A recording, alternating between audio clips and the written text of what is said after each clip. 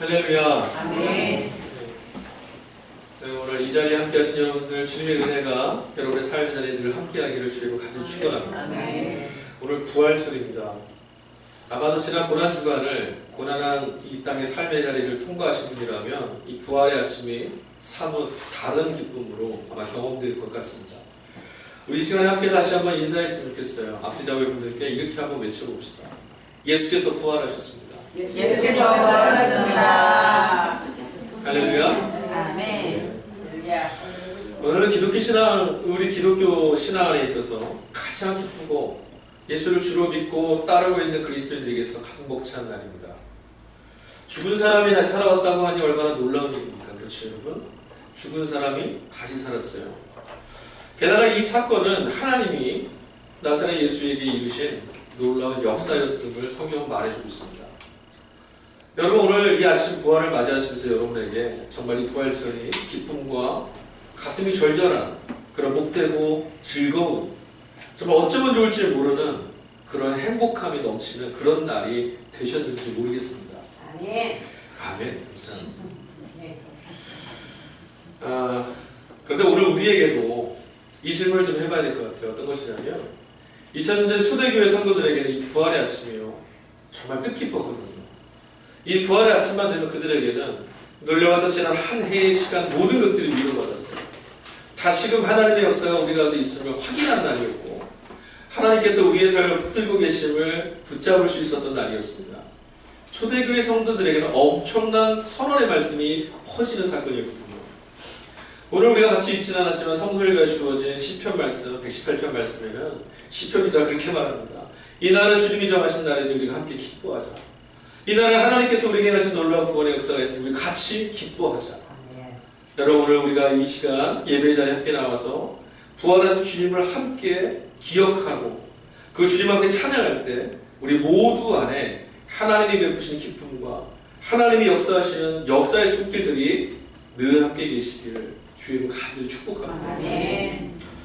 부활의 아침, 너무나 가슴 벅찬 일이라고 외치고 있고 기독교 신앙에 있어서는 절대로 뺄 수 없는, 양보할 수 없는 기독교 신앙의 핵심이 바로 이 부활에 담겨 있다라고 우리가 같이 말하고 있습니다. 그런데 문제가 하나 있어요. 초대교회 성도들처럼 우리 안에도 이 가슴 벅찬 부활절이 경험되지 않는다는 게 문제예요. 2000년 전에 그리스도인들이 예배를 드리며 이 부활의 아침을 맞이했던 감격과 오늘 우리가 이 부활의 아침을 맞는 감격은 동일하지 않는 것 같아요. 왜 이럴까요?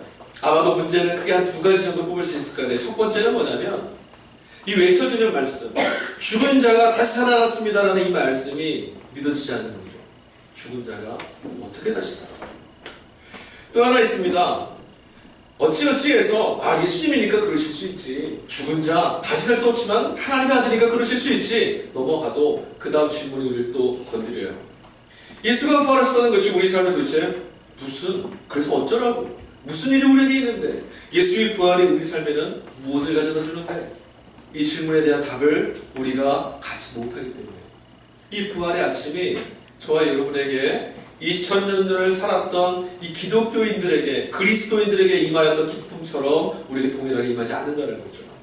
아마도 우리 안에 이 두 가지 문제가 해결된다면, 그러니까 죽은 자가 다시 살아났어, 하나님이 이런 일을 이루셨어, 와 놀랍구나, 그리고 예수를 믿어 이 부활의 주님을 믿을 때 우리의 삶에도 무언가 엄청난 일이 일어나는구나, 이것을 우리가 안다면 아마도 이 부활절 아침 우리에게 바꿀 수 없는, 너무나 기쁘고 너무나 황홀한 그런 아침이 될 줄 믿습니다. 우리는 이 질문에 답을 좀 해야 될 것 같아요. 첫 번째 질문이 뭐였어요? 대체 부활이 뭐길래? 대체 왜 예수가 다시 산다는 것, 죽은 자 다시 살아난다는 일이 도대체 뭐길래? 도대체 무슨 일이 있었길래? 우리 여기에 지금 질문에 답을 좀 해야 될 것 같아요. 오늘 우리 같이 읽지 않은 성서일과로 주어졌던 제3독서 복음서 본문이 어디냐면 요한복음 20장이에요. 요한복음 20장 말씀에 어떤 사건이 벌어지냐면 부활의 이 아침에 여자들과 베드로가, 제자들이 예수의 무덤을 찾아갑니다. 근데 어떻게 됐습니까? 무덤에 주님이 계셨어요? 안 계셨어요? 안 계셨어요. 그 장면이에요. 무덤이, 마땅히 예수님께서 누워 계셔야 될 그 무덤이 십자가에 달려 죽으셔서 무덤에 누워 계셔야 될 그 주님이 보이지 않는 거죠.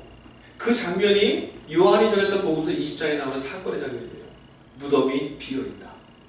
무덤이 비어버렸다. 그리고 나서 초대교회 성도들과 제자들이 이렇게 말합니다. 와, 놀라운 일이 벌어졌다. 하나님이 예수를 일으키셨다. 다시 살아났다. 외치기 시작했어요. 근데 여러분, 우리는 빈 무덤을 보면서 이렇게 말합니다. 빈 무덤? 원래 비어 있었나 보지. 빈 무덤? 어떻게 죽은 자가 다시 일어나서 무덤을 비우고 나갈 수가 있어? 이런 일은 있을 수 없어. 여러분, 우리 안에서 그런 말들이 막 외쳐지지 않습니까? 여러분, 말씀을 읽으시면서 그런 생각이 들지는 않으셨어요? 여러분, 정말 죽은 자가 다시 일어난다는 사건이, 여러분, 하나님이 예수를 다시 일으켰다는 사건이 여러분 안에 정말 믿어지십니까? 죽은 자를 깨우고 죽은 자를 일으키시는 하나님의 역사가 우리가 믿어진다면 우리 정말 기쁘지 아니할 수가 없어요. 죽음의 권세라는 것을 무너뜨리고 하나님이 그 권세로부터도 구원해내신다는 소식은 우리들 각자가 처해져 있는 모든 삶으로부터 하나님은 능히 우리를 구원하실 수 있는 분이라는 고백을 이끌어냅니다. 여러분, 그런데 따지고 보면 빈 무덤을 보면서 놀라는 우리를 성경은 더 놀라고 있어요. 하나님 말씀은 빈 무덤 앞에서 놀라고 있는 우리를 보면서 더 놀라워 하신다고요. 한번 볼까요?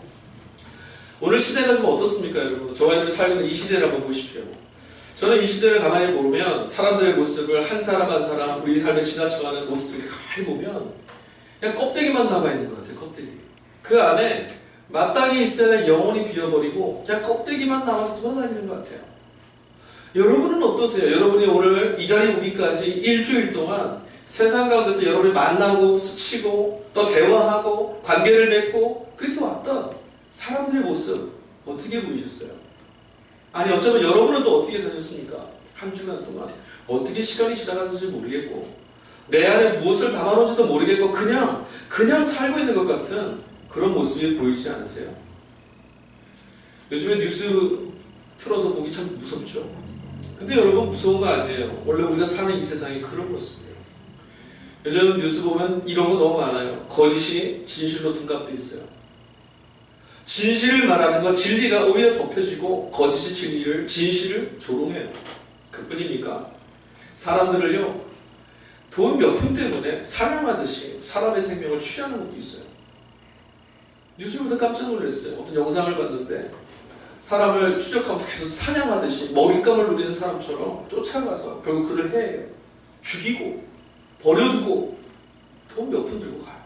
양심의 가치를 받지 않아요. 온갖 더러운 범죄가 우리가 사는 이 세상을 막 짓누르고 있지 않습니까? 어떻게 저럴 수가 있지?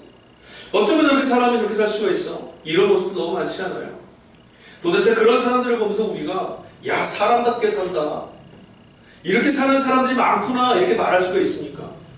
뭔가 빠져버린 거 아니에요? 정상이 아니지 않습니까? 뭔가 문제가 생긴 거예요. 부끄러움 우리에게 아닙니다. 허물이 있고 자신의 부족함, 자신의 연약함, 자신의 죄악이 발견되어도 전혀 부끄러워하지 않습니다. 자신의 허물이 드러나 있어도 오히려 되려 큰 소리를 칩니다. 피해자가 눈물로 호소하고 있을 때에도 가해자는 뻔뻔하게 그들을 막 짓누릅니다. 이건 잘못된 세상이죠. 살아있다라고 말하지만 살아있는 사람 아니에요. 우리 그렇게 살고 있어요. 우리 자신은 또 어떻습니까? 우리는 살아있는 것처럼 살고 있었지만 과연 우리 안에 살아있는 생명의 흔적들이 나타나고 있습니까? 죽어있는 곁에는요, 죽음이 계속 전염돼요. 반대로 살아있는 것이 있는 곳에는 죽은 것들이 살아나는 일들도 나타나죠. 그럼 우리 질문해봐야 돼요. 과연 내가 있는 곳에, 내가 서 있는 그곳에 살아있음을 이야기할 수 있는 일들이 있었는가? 여러분, 우리 그리스도인들은요, 그냥 한 주간 동안 어떻게 살까? 나 어쩌면 좋을까? 이것으로 문제 삼고 해결하는 그런 사람들 아니에요. 그리스도는 어떤 사람이냐면 하나님이 우리에게 담아놓으신 그 생명을 가지고 죽음이 있는 곳에 가서 죽음의 그림자를 몰아내고 생명의 소식을 전하고 넘어져 있는 것들을 일으켜 세우고 생명이 사라진 그 자리에 생명을 나눠줄 수 있는 것. 우리는 이것을 붙들고 살아가는 사람들이거든요. 근데 우리 그렇게 살았나요? 그저 돈이면 다 된다라는 세상 속에서 우리도 어쩔 수 없으니까 그냥 그렇게 살아야 되니까 그런 사람들이 사는 세상 나도 살고 있으니까 어쩔 수 없어요, 이렇게 살진 않았습니까? 어쩌면 우리에게 주어졌던 일들, 상황, 환경 별 수 없어, 그냥 이렇게 사는 거야. 내일? 아니야, 똑같을 거야. 좌절하고 포기하고 체념하면서 그냥 오늘 하루 어찌어찌 산 거, 그게 우리 지난 시간 아니었나? 질문해보지 않을 수가 없어요. 여러분, 우리는 영혼을 빼앗긴 채 영혼에 비어버린 것처럼, 아니 죽은 사람처럼 살아가고 있는지도 모르겠어요. 실제로 죽어있는 것처럼 사는 사람들 곁에는 정말 죽음의 일들이 나타나요. 우리가 목격하고 있는 세상이 그것을 증거해 줍니다. 예수의 빈 무덤, 우리 그 앞에 섰어요. 그래서 이렇게 말합니다. 무덤이 비었다. 예수는 어디 갔는가? 근데 부활하신 주님 우리에게 이렇게 물어요. 너희들은 빈 무덤 같은데 너희들 영혼은 도대체 어디 있냐? 너희들의 살아있는 영혼은 어디 있느냐? 질문하고 계시다는 거예요. 성경은 우리에게 무슨 말을 하시는지 아세요? 빈 무덤 사건 앞에서 도대체 이 일들이 어떻게 일어납니까? 예수 어디 갔습니까? 이런 일이 어떻게 가능합니까? 따져 묻는 우리에게 하나님 말씀은 다시 이런 질문을 되돌리는 거예요. 빈 무덤만 남아있는 너희, 과연 너희 안에 있는 살아있는 것은 어디 있느냐? 예수의 빈 무덤은, 오늘 부활절 아침에 우리가 마주치는 예수의 빈 무덤은 이것이 사실이냐 아니냐 그것을 너무 논증하고 증명해내는 자기 먼저가 아니에요. 이 빈 무덤은, 예수의 부활은 우리에게 이 질문을 먼저 던지는 거죠. 과연 우리는 비어있는 무덤 같은 자인가? 과연 우리는 살아있는 자인가? 무덤 밖으로 뛰쳐나온 하나님의 사람인가? 과연 우리는 죽음이 지배하는 권세 속에서 하나님이 다시 살리신 삶으로 뛰쳐나온 사람인가? 이 질문에 먼저 답을 해야 되는 거예요. 우리는 비어버린 영혼을 채우는 법을 모릅니다. 우리 비어버린 이 영혼을 어떻게 채워야 될지 알지 못해요. 여러분, 무엇으로 우리 안에 비어져 버린 이 공간을 채울 수 있겠어요? 세상이 우리에게 주는 답들로 사람의 영혼을 채울 수 있겠습니까? 돈을 많이 벌면 그 안에 생명이, 그 안에 영혼이 풍성해질 수 있을까요? 그가 하고 싶은 일을 다 하면, 그가 원하는 일들을 다 이루면 영혼이 풍성해집니까? 그 곁에 살아있음의 이야기들이 같이 전해질 수 있어요? 그렇지 않아요. 이렇게밖에 살 수 없다라고 말하는 세상은 우리로 하여금 끊임없이 빈 무덤되라고 말하는 거예요. 여러분, 하지만 예수님은 어떻습니까? 오늘 우리가 만나는 예수의 빈 무덤은 우리에게 무엇을 말합니까? 오늘 같이 읽었던 사도행전 말씀 44절을 보면 이런 말씀이 있어요.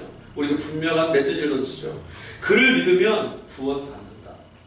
그는 빈 무덤에 계시지 않다. 그는 지금 살아서 살아있는 자들과 함께하고 있다. 그 살아있는 자들과 함께 하시는 예수 그리스도를 믿고 따를 때 너희도 빈 무덤 밖으로 나와 살아계신 주와 함께 살아있는 자가 될 수 있다. 죽음으로부터 구원받아 하나님이 이끌어 하시는 역사를 만날 수 있다. 본문은 그렇게 말하고 있어요. 여러분, 빈 무덤 앞에서 머무시겠습니까? 아니면 빈 무덤을 떠나 계시는 주님을 찾아 주님과 함께 걸어가시겠습니까? 여러분의 인생을 누구에게 의지하며 살겠습니까? 빈 무덤가에서 배회하면서 여기서 벗어날 수 없어. 인간은 어쩔 수 없는 거야. 우리 이렇게밖에 살 수 없어. 이렇게 되뇌이시겠습니까? 아니면 하나님이 이렇게 세우신 그분, 빈 무덤가에 같이 머물 수 없어. 살아있는 사람들을 찾아 떠나신 예수 그리스도와 함께 그분의 손을 붙잡고 살림의 삶을, 하나님의 살아 역사하시는 삶으로 여러분 나아가시겠습니까? 오늘 부활의 아침에 우리에게 선택을 강요하신 하나님의 말씀이에요. 여러분, 어디에다 마음을 돌리시겠어요? 여러분, 부활, 예수의 부활이 우리의 삶에 도대체 무엇을 가져다 줍니까?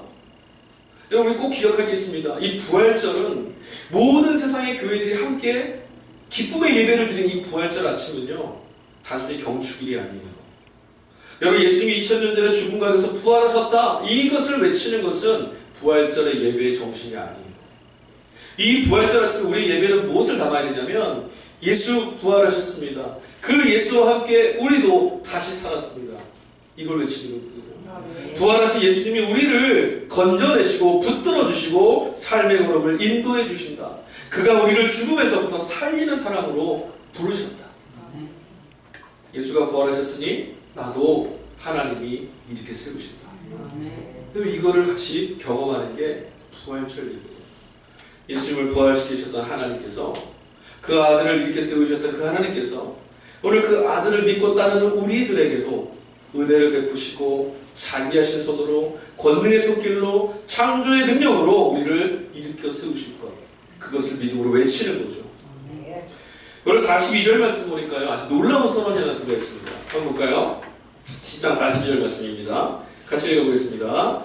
우리에게 명하사 백성에게 전도하되 하나님이 살아있는 자와 죽은 자의 재판장으로 정하신 자가 곧 이 사람인 것을 증언하게 하셨고.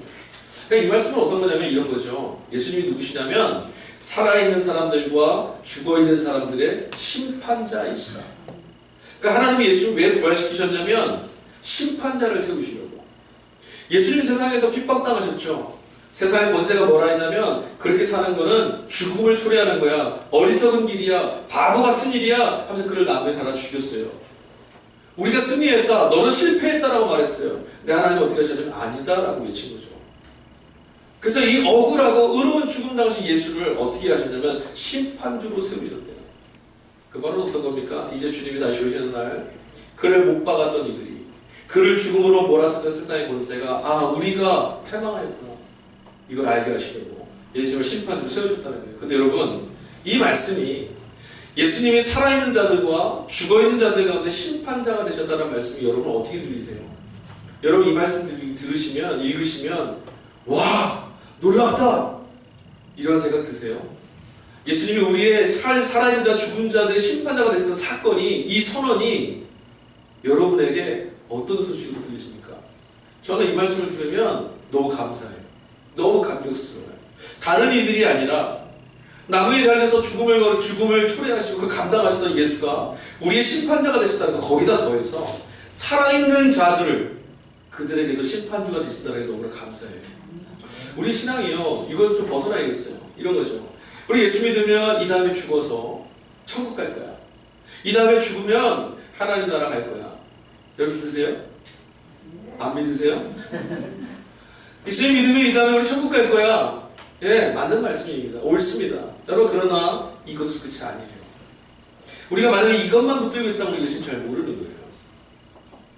예수님을 통해서 우리가 보내주신 하나님의 말씀은 무엇이냐면 이런 겁니다. 이 다음에 죽어서 천국 가는 것뿐만 아니라 이미 이 땅에서도 하나님의 통치와 역사가 이루어지고 있다.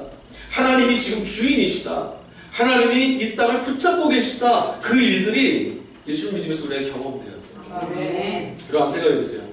이 땅에 죽어있는 자들, 죽은 자들은 나중에 천국 갑니다. 거기 심판주 하나님이시죠. 예수님을 심판주로 세우셨어요. 하나님 역사하실 거예요. 거기서 가르실 거예요. 그건 이 다음의 일이에요. 주님이 하실 일이에요. 우리 생각할 필요 없어요. 우리는 예수 믿고 있기 때문에 이 다음에 죽어서 심판주 앞에 선다는 거 걱정하고 염려할 거 하나도 없습니다. 문제는 여기에요. 살아있는 자들의 심판주가 되실 것이다. 여러분 이 말씀 믿어지세요? 살아있는 자들의 심판주. 여러분 이 세상이 이렇게 멀쩡한데요? 이 세상에 악을 저지른 자들이 이렇게 잘 살고 있는데요? 정말 예수께서 살아있는 자들의 심판주이십니까? 여러분 이 하나님의 선언의 말씀이 무엇을 얘기하는지 아세요? 불법과 불의가 통치하고 있는 이 땅에 하나님의 나라가 지금 시작됐다. 하나님이 이 땅의 권세들을 이제 그냥 두실 수가 없다. 보고 두실 수가 없어서 내가 이제 심판하겠다. 깨어지고 상한 세상을 내가 회복시키겠다. 이거 외치시는 거예요. 믿어지냐 안 믿어지냐요? 아니 여러분 삶을 한번 돌아보십시오. 하나님이 주인 되시지 않는 삶 여러분 감당하실 만합니까? 하나님이 주인 되시지 않는 이 땅의 삶이 과연 사람의 살만한 세상입니까? 빈 무덤 아닙니까? 비어버린 아무것도 존재하지 않는 그런 깨진 무덤 같지 않습니까? 여러분 우리는 한 주간 살면서 왜 이렇게 고통스럽습니까? 왜 이렇게 힘이 들고 왜 매일매일 꺾이고 넘어지면서 좌절합니까? 왜 체념하기도 하고 왜 나는 아무것도 할 수 없다라고 낭망합니까? 무엇이 있으니까 무엇이 없으니까 왜 우리 그때마다 무너지고 흔들리죠? 어떤 사람은 무엇이 있으니까 나는 없으니까 좌절스러운 그런 일들을 왜 우리는 늘 경험해야 됩니까? 무엇 때문이죠? 하나님의 통치가 깨진 하나님이 이곳에서 역사하시지 못하게 하는 하나님의 자를 내몰았던 우리들의 죄의 자리가 오늘 이 땅의 불법을 이 땅의 고통을 초래하고 있지 않습니까? 억울하고 아프고 슬프고 괴롭고 절망스러운 일 여러분 지금 별로 안 슬프시죠? 별로 안 괴로우시죠? 그러니까 이 별 대수롭지 않게 보이시죠? 세상은 고통의 천지예요.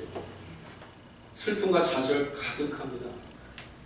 세상에는 눈물이 가득 차 있어요. 절망 가득 차 있습니다. 하루의 즐거우며 아니요 364일이 고통스러울 수 있어요. 어떤 이들은 이 땅의 삶을 지옥 같다고 말하는 이들도 있죠. 어쩌면 우리가 그냥 하루하루 경험해가는 어떤 괴로운 일들이요, 아무것도 아니라고 말하는 사람도 있을 거예요. 그렇게라도 살았으면 좋겠다. 그게 우리가 사는 세상의 실체라니까요. 왜 우리가 이런 삶을 살게 됐습니까? 왜 이 세상이 이렇게 됐습니까? 그럼 또 반문해 볼까요? 이 세상에 과연 소망이 있을까요? 이런 세상이 과연 바뀔 수 있겠습니까? 조금 좁혀볼까요? 여러분에게 주어진 인생이 바뀔 수 있겠습니까? 여러분, 우리 각자에게 주어진 삶의 자리가 변화될 수 있겠습니까? 우리에게 운명처럼 찾아온 이 삶의 자리가 과연 바뀔 수 있겠어요? 태어나보니 이렇게 살게 됐습니다. 이거 바뀔 수 있겠어요? 이 세상 무엇도 그렇다 대답해 주지 않습니다. 우리 사람을 많이 의지하죠. 그러나 필연적으로 사람을 의지하면 반드시 어떻게 돼요? 상처받고 배신당하고 아파하죠. 왜? 우리 다 깨어져 있거든요. 하나님이 통치하시지 않는 곳에는 다 깨어진 거예요. 사람의 영뿐만 아니라 이 세상의 모든 게 다 상하고 부패해 있어요. 그곳에서는 선한 역사가 나타나지 않아요. 그런데 이런 세상에 아무것도 하나님의 역사를 말해주지 않는 이런 세상에 아무것도 이런 세상을 다시 살릴 수 없다라고 말하는 이런 세상에 하나님이 지금 뭐라고 외치기 시작했냐면 두고 볼 수 없다. 이제는 두고 볼 수 없다. 내가 이 깨진 세상을 회복시키겠다. 이 외침이 지금 들리는 거예요. 이 아침에. 여러분, 이 말씀은요, 어마어마한 일이에요. 하나님이 이제 내가 통치하겠다고 외치는 사건은, 이 외침은 우리 삶에요, 너무너무 엄청난 사건이에요. 여러분, 이 음성을 듣고 우리는 환호해야 돼요. 이 깨진 세상이 회복된다고요? 세상이란 말하니까 타인의 일들이니까 별로 감흥이 없으신 거예요. 여러분의 아픈 삶을 한번 붙잡고 다시 한번 들어보세요. 하나님이 여러분 삶에 이렇게 말씀하시는 거예요. 바뀔 거야. 내가 그냥 둘 수 없어. 너희를 감당 못하는 삶, 이게 어쩔 수 없다고 사는 그런 인생, 이제 내가 그 고통의 멍에를 벗겨줄게. 변화되게 해줄게. 내가 회복시킬게. 이게 주님의 말씀이에요. 그 선언이 언제 외쳐진 거예요? 예수의 부활과 함께 우리 안에 지금 외쳐지는 거예요. 하나님 죽은 자를 다시 살리셨어요. 이런 일이 이전에 있었습니까? 없었어요. 앞으로도 없을 거예요. 이런 일을 하나님 외치신 이유는 하나예요. 이제 내가 너희들이 사는 이 땅에 내가 역사한다. 모든 불법, 불의함, 인간의 영혼을 감옥처럼 가두어두고 빈 무덤에 가둬두려고 하는 그런 세상의 권세를 내가 이제 가만둘 수 없다. 이제 내가 주인으로 통치하겠다. 깨진 세상에, 깨지고 상한 이 세상에, 도대체 영혼이 다 비어버린 껍데기만 사는 것 같은 이 세상에 하나님이 외치시는 거예요. 이제 내가 통치를 시작했다. 근데 여기서 문제가 하나 있습니다. 어떤 문제냐면, 이미 하나님의 통치가 시작됐습니다라는 예수 사건을 우리가 보는데, 오늘 돌아보면 내 삶에는 아직 시작 안 한 것 같거든요. 주위를 둘러보면 하나님의 통치가 잘 안 보여요. 그렇죠? 그러니까 우리가 다시 재묻는 거예요. 정말이에요? 여러분, 부활은 아직 온전하게 믿어지진 않아요. 우리가. 그렇죠? 예수님께 그런 일이 있었대. 근데 그 일이 우리에게도 있대. 하나님 세상을 이렇게 통치하신대. 하나님의 모든 것들을 부활시키실 것이대. 이 말이 우리 안에 정말입니다. 실감이 잘 안 된다는 거예요. 근데 여러분, 성경을 보면 다 이런 식이에요. 다 이런 식이에요. 예수님 뭐라고 쓰셨어요? 하나님의 나라가 이미 이 땅에 임하였다. 이미 임하였다. 하나님의 통치가 이 땅에 이미 임하였다. 하나님이 내가 주인이다라고 외치는 사건이 이미 임하였다. 그런데 뭐예요? 아직 온전하게 임하지 않았다. 언제 온전해지죠? 주님이 다시 오시는 날 완성되는 거죠. 그뿐만 아니에요. 구원에 대해서 성경 똑같이 얘기해요. 그리스도 예수를 믿을 때 너희가 이미 구원을 받을 것이다? 받았을까? 뭐라고 말합니까, 성경은? 받았다. 그리스도를 믿을 때 너희가 이미 구원 받았다. 근데 여러분, 성경은 또 뭐라고 말씀하신 줄 아세요? 하나님께서 우리의 구원을, 그리스도께서 우리의 구원을 이루어 가신다 라고 합니다. 언제요? 주님 나라 우리가 입성할 때 온전한 구원이 이루어진다. 부활도 똑같습니다. 부활의 역사가 이미 임하였다. 하나님이 죽은 자를 다시 살린 역사가 이미 임하였다. 그러나 아직 온전하게 임하지는 않았다. 여기서 우리가 필요한 게 있어요. 이미 내 삶에 이미라고 하는 말을 우리 붙잡고 사는 거예요. 이미 이루어진 예수의 부활 사건을 보면서 하나님이 이미라는 말 하고 말씀하신 이 사건이 우리 세상에 들어왔구나. 그래서 우리 시선은 어딜 보는 거냐면 이미라는 사건을 보고 있는 거예요. 이걸 선택하는 게 누구냐면 그리스도인이죠. 아직 온전히 아직이라는 말을 선택하는 게 아니고요. 이미라는 말을 붙잡고 사는 거죠. 그게 뭐냐? 믿음이라는 거예요. 똑같은 사건이 있어요. 이미 임하였지만 아직 온전하게 이루어지지 않아서 오고 있는 세상이 있습니다. 근데 우리는 어딜 보냐면 이미 이루신 사건을 바라보며 산다고요. 여기가 믿음이에요. 하나님이 이미 우리를 예수님에서 구원해 하셨구나. 하나님이 이미 이곳의 통치를 시작하셨구나. 하나님이 이미 죽은 자를 부활시켰구나. 하나님 예수 그리스도와 우리를 이미 부활의 영광으로 초대하셨구나. 여기를 바라보고 사는 거죠. 부활신앙을 믿어서 삶이 어떻게 바뀌냐고요? 뭐가 바뀌냐고요? 뭐가 변화가 있냐고요? 증거가 될 만한 일들을 오늘 본문에서 우리 찾아야 돼요. 오늘 같이 읽은 본문의 말씀은 베드로의 설교입니다. 베드로가 하는 말입니다. 베드로가 무엇을 경험했냐면 이방인 고넬료의 집에 가서 복음을 전합니다. 이방인 고넬료의 집안에 이 복음이 전했을 때 무슨 사건이 벌어졌어요? 그 집에 있는 모든 사람들이 구원을 받습니다. 성령이 그 가정에 임하였고 충만하게 임하신 역사를 그들을 경험합니다. 놀라운 일이에요. 예수의 부활을 경험했던 제자 베드로, 그가 이 이방인의 집에 갔대요. 여러분 이거 우리는 그냥 대수롭지 않게 읽지만 이건 엄청난 사건이에요. 여러분 한번 생각해 보세요. 우리는 한번 내 마음에 들지 않는 사람, 내 마음에 그녀를 일으킨 사람 다시 보고 용납하는 거 쉬워요, 어려워요? 어려워요? 아니요, 솔직히 말하면 불가능하잖아요. 무슨 어려워요? 불가능하지. 내 마음의 균열을, 상처를 송곳으로 찔러서 뭐 저런 게 다 있어 라고 말할 그 사람 다시 용서하는 게 참 불가능해요. 안 되죠. 감사해요. 정직한 말이에요. 베드로가 찾아간 이방인 고넬료의 집이요. 유대인의 역사 가운데 딱 두 번 있던 사건입니다. 사도행전까지로 하면 세 번 사건이에요. 어떤 사건이냐 이런 거죠. 예수께서 사마리아 여인을 만난 것, 빌립 집사가 사마리아 성에 들어갔던 사건, 그리고 오늘 베드로가 이방인 고넬료의 집에 찾아갔어요. 유대인들에게는 이 일은 있을 수 없는 일입니다. 그냥 쉬는 정도가 아니라 저주받은 자들이에요. 이들하고 가까이 있으면 내가 저주받고 부정하고 불결한 자가 되는 거예요. 가까이 할 수 없어요. 근데 그들에게 지금 이 베드로가 찾아갔어요. 자기 안에 있었던 담을 다 허물고 자기를 부인하고 하나님을 부르시며 순종하고 나아갔어요. 일이 가능합니까? 불가능한 거예요. 여러분 원수된 자를 용서하실 수 있어요? 주님은 말씀하셨습니다. 성경에서 여러분 찾으면 읽으시면 뭐라 합니까? 원수를 뭐라 하세요? 잘하시네요. 잘하세요. 원수를 사랑하라 하십니다. 이게 가능합니까? 만약에 이게 우리 수준에 가능한 일이라면 세상은 그리스도 필요 없어요. 이미 구원받았을 거예요. 근데 그게 불가능해요. 근데 오늘 보니까 베드로가 이방인 고넬료의 집에 찾아가요. 자신에게 있는 가장 소중한 것을 그들에게 나누어 주어요. 그리스도 예수의 복음을 나눠줬어요.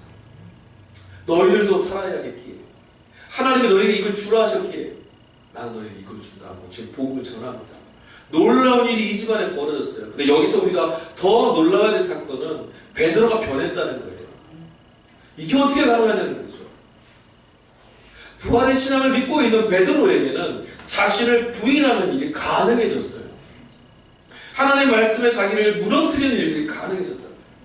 죽은 자를 살리신 하나님을 믿었더니 무슨 일이 벌어졌냐면 내가 죽어도 괜찮구나, 내가 무너져도 괜찮구나, 내가 부정돼도 괜찮구나, 내가 십자가에 달려도 괜찮구나, 그러니 나아가게 된 거죠. 내가 변화됐어요. 그 다음에 무슨 일이 벌어졌어요? 가정이 변했어요. 이방인의 세상이 바뀌고 세상이 변화되는 일들이 벌어집니다. 부활의 주님을 믿을 때 어떤 일이 벌어졌다고요? 제일 먼저 나를 변화시키는 능력을 경험하게 되는 거예요. 예수님은 우리에게 이런 명령을 내리셨죠. 나를 따라오려거든 두 가지를 요구했어요. 뭐 요구하셨습니까? 자기를 부인하고 뭐라 그래요? 자기 십자가를 짊어지고 따라오라 하셨어요. 참 주님의 말씀이니까 가슴 벅차긴 하지만 딱 들어보면요, 이거 불가능해요. 주님 못 따라간단 말이에요. 잘못 들으면 이렇게 들릴 수 있어요. 니들이 날 따라오겠다고. 천만의 말씀이다. 근데 주님 분명히 말씀하시거든요. 나를 따라오려거든 따라와라. 이게 어떻게 가능하냐고요? 부활하신 그리스도 안에 있었던 하나님의 행하신 사건이 믿어지는 자들이 그때서야 무엇을 할 수 있냐면 자기를 부인할 수 있어요. 부활의 주님을 알지 못하고 주님께 일어나던 부활의 능력을 하나님의 행하신 일들을 우리가 알지 못하면 자기를 부인할 수 없습니다. 왜요? 자기를 부인하면 죽을 것 같은데요. 내 세계가 다 파괴되는데 어떻게 부인합니까? 나에게 원수되었던 자를 어떻게 용납해 줍니까? 내가 억울한데요. 이 세상의 불법과 불의를 어떻게 우리가 끌어낼 수 있습니까? 못하죠. 할 수 없습니다. 그렇게 하면 세상 다 깨질 것 같은데요. 포기가 안 되죠. 죽을 것 같거든요. 그리고 또 하나 있습니다. 오늘 이 사건, 사도행전에서 읽은 이 사건은요, 우리에게 또 다른 일들을, 부활을 믿는 자들에게 일어나는 일들을 하나 더 가르쳐줘요. 오늘 39절 말씀 보니까 베드로가 이렇게 말해요. 우리는 주님이 행하셨던 이 모든 일의 증인입니다. 그렇죠? 여러분 예수 그리스도의 증인이세요? 네. 뭘 증인하고 다니셨어요? 초대교회에 가장 강력했던 부활의 능력이 바로 이거예요. 부활하신 그리스도와 함께 했던 그들의 삶에 나타난 가장 강력한 변화와 능력 있는 삶의 모습이 뭐였냐면 증인이 되었다는 거죠. 증인이 되었다는 말, 헬라어가 하는 증인이란 말은요, 마르투리아라고 하는 말이에요. 근데 이 말과 이 단어와 동의어가 하나 있어요. 마르티스라는 말입니다. 그 말이 뭔지 아세요? 순교자라는 말이에요. 초대교회에서는요, 증인됨이라는 말은 순교자라는 말과 동의어 있어요. 이쯤 되니까 좀 무섭죠, 여러분? 방금 전에 여러분 증인이시라고 했어요. 여러분은 또 다른 이름표를 갖는 거예요. 뭐요? 순교자. 무겁죠? 부활의 아침에 우리의 어깨에 뭐가 짊어졌어요? 순교자. 부활의 증인들은 모두 다 순교자였습니다. 그들은 그들에게 주어진 삶의 자리에서 증인으로 살아가는 삶의 자리에서 기꺼이 순교자가 됐어요. 초대교회 성도들은 모두 다 이 부활의 증인, 예수의 증인이란 말을 외칠 때마다 뭐라고 외친 거냐면 나는 그리스도를 위한 순교자입니다. 나는 하나님의 나라가 이곳에 통치를 시작했다는 말 앞에 순교할 각오가 되어 있습니다. 난 여기에 목숨을 걸었습니다 라는 말이었어요. 동의어였어요. 예수의 증인이 된다는 말은 예수 그리스도와 함께 살기로 작정했습니다. 죽기로 각오했습니다. 그들 누구도 여기에 토를 하지 않았어요. 그럼 이제 우리가 다시 한번 질문해 봐야죠. 우리 그리스도의 증인됨에 있어서 이 그리스도를 따르는 일에 목숨을 걸고 있습니까? 목숨을 건다는 거 대수로운 거 아닙니다. 이런 거예요. 이제 나는 그리스도와 함께 살기로 작정했습니다. 이전까지 있었던 세상의 모든 권세와 세상에서 말하는 가치, 세상에서 우리를 억누르고 있는 빈무덤이라고 말하는 그건 이룰 수 일은 있을 수 없다고 말하는 세상에 아니야. 나는 그리스도와 함께 빈무덤을 나서서 주님이 가시는 길을 주님이 함께 하시는 곳을 따라가겠어. 난 그렇게 살 거야. 이거 외치는 거예요. 예수의 사건, 부활이라고 불리워진 사건이 우리에게 주어진 것으로 끝이 나는 게 아니에요. 부활은 우리를 다른 삶으로 이끌어갑니다. 부활은 우리를 어제와 다른 삶으로 초대하고 있어요. 부활은 우리를 예수 그리스도가 십자가 달려 무덤에 묻히기 전까지 삶으로부터 그가 빈 무덤을 박차고 떠나신 길로 우리를 초대한다고요. 빈 무덤, 오늘 우리들이 살고 있는 삶이에요. 그 삶을 어떻게 하라고요? 박차고 살아있는 자들을 향해 걸어가신 예수와 함께 다시 살리시는 하나님의 역사를 바라보며 이미 임한 하나님의 통치를 신뢰하고 나가는 거죠. 예수의 부활 이전에 우리 삶의 사건을 종식시키는 거예요. 결별하는 거죠. 이게 뭐라고요? 증인, 즉 순교하는 삶이에요. 죽음이라는 게 뭡니까? 이전에 모든 게 다 끝나버렸다는 거잖아요. 증인, 마르투리아는 마르티스, 즉 순교자가 된다는 말은 이전까지 증인되기 이전에 부활하신 예수를 보기 이전까지 우리 삶의 모든 것과 결별하겠다는 거예요. 두려우셨어요? 염려가 됐습니까? 원망이 되고 화가 났습니까? 이 세상을 결별하십시오. 하나님이 이제 여기서부터 우리를 이끌어내실 내일과 함께 살아가는 거예요. 그 역사를 이루실 내일을 바라보고 뛰쳐나가는 거죠. 내 삶이 죽어지는 것, 나의 어제까지의 삶을 결별하는 것, 여기가 부활과 만나는 자리예요. 부활은 죽은 자들에게 임하는 사건이에요. 죽지 않은 자들에게 부활이라는 말은 존재하지 않아요. 다시 산다는 말은 이미 죽었으니까 가는 말이잖아요. 이미 죽었으므로 죽어져 있는 내 삶임을 아는 자들에게 부활의 주님은 우리의 주가 되실 수 있는 거예요. 여러분, 그럼 도대체 이 부활의 주님 어떻게 우리가 믿고 따라갈 수 있겠습니까? 우리가 이제 이 무덤을 박차고 나가신 주님을 어떻게 따라갈 수 있겠습니까? 죽음이 지배하는 이 세상을 어떻게 박차고 어떻게 내일을 인도하신 주님을 신뢰하고 따라갈 수가 있겠습니까? 우리가 증인됨을 넘어서 어떻게 순교의 삶, 어저께까지 이룰 수 없던 삶을 결별하고 살 수 있겠습니까? 그럴 힘이 우리에게 어떻게 나타날 수 있겠습니까? 예수님께서는 이 말씀을 이루시기 위해서 이미 사도행전 시작할 때 그 키를 담아놓으셨어요. 사도행전 1장 8절에 이런 말씀이 있어요. 너희들은 내 증인이 될 거야. 어떻게 하면? 너희들은 이제 내 증인이 될 거야. 어떻게 하면? 성령이 임하시며 권능을 받고 너희가 내 증인이 될 거야. 지금까지 우리가 말했던 모든 것이 언제 가능하다고요? 성령이 우리에게 임하시면. 그러면 성령이 어떻게 임하시는 거예요? 여러분, 성령이 임하셨어요? 여러분 안에 하나님의 영이신 성령, 그리스도를 증거하시는 성령이 여러분 안에 임해 계십니까? 그래도 여러분의 들리는 말이 다 바뀌어야 되고, 여러분의 보는 것들이 바뀌어야 되고, 임의와 아직의 경계 안에 주님을 신뢰하고 임의로 붙잡을 수 있어야 돼요. 성령이 임하셨다는 사건은 뭐죠? 성령이 임하신 증거가 뭡니까? 그리스도의 말씀이 기억나고, 주님이 걸어서는 길들이 보이고, 주님이 하신 걸음이 우리의 걸음으로 새겨지는 것, 우리의 양심을 찌르고 하나님의 통치가 신뢰되어지는 것, 이게 성령이 임하신 사건이에요. 성령이 임하신 이들은 빈 무덤을 보지 않아요. 성령이 임하신 그런 사람들, 주님의 사람들은, 예수의 증인들은 예수를 만나기 이전의 세상을 돌아보지 않습니다. 빈 무덤을 박차고 나가신 예수를 찾아 떠나는 길을 떠나는 거죠. 예수 여기 어딨냐라고 무덤에서 머물러서 예수를 찾아 헤매지 않아요. 성령이 임한 자들, 하나님의 통치가 이미 예수와 함께 시작됐음을 믿는 자들은 예수를 찾아 다시 우리 삶에 통치하신 하나님의 역사를 기대하며 이 무덤 밖으로 뛰쳐나갑니다. 여러분들은 어떻게 하시겠어요? 오늘 이 부활의 아침에 어디를 향하여 고개를 돌리고 다시 나가시겠습니까? 이 부활의 아침이 오기 전까지 빈 무덤에 계시던 예수를 알아보고 다시 무덤을 향해서 어딨냐라고, 무엇하냐고, 어떻게 하냐고 그곳에 머무시겠어요? 아니면 무덤을 비워두고 살려야 될 세상을 향해서 나가신 주님을 찾아 여러분의 걸음을 옮기시겠습니까? 그럼 부활은 죽음의 자리를 뒤로 한 이들에게 임하는 능력이에요. 부활은 하나님이 지금 통치를 시작하셨다는 선언이에요.